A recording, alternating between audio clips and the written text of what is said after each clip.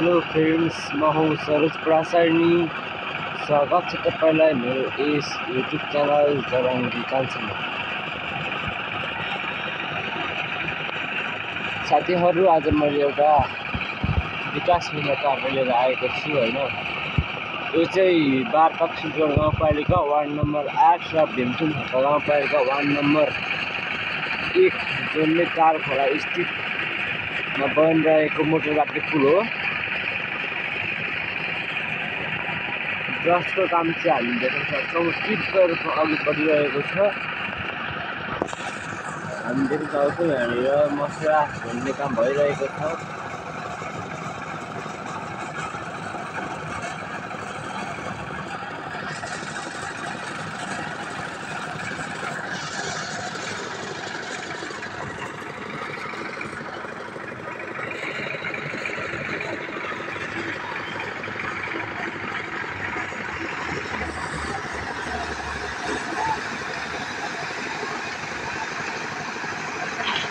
मसला तल ल्याउने यहाँ यसरी प्रयोग गरिएको छ।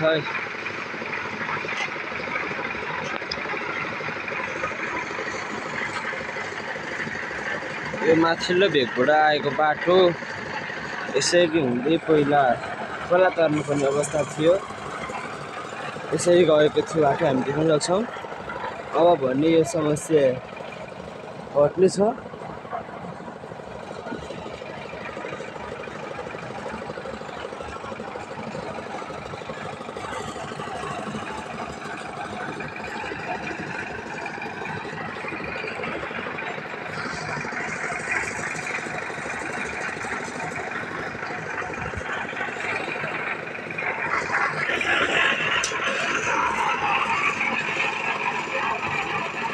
पुनः मसला झार्न लागेको छ।